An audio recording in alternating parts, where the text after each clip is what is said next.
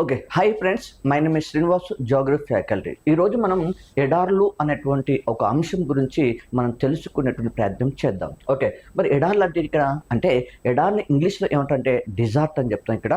So ఎడార్లు అంటే ఇక్కడ మానవుడు నివసించడానికి అనుకూలంగా లేని ప్రదేశం ఎడారి ఇక్కడ, లేదా వ్యవసాయం చేయటకు అనుకూలంగా లేని ప్రదేశాన్ని ఏమంటే ఎడార్లు అనేటువంటి పేరుతో పిలుస్తారు. అయితే ఈ ఎడార్లు మన ఇండియా లోపల ఎక్కడ ఉంటాయంటే రాజస్థాన్ రాష్ట్రం లోపల మాత్రమే విస్తరించి ఉంటాయి.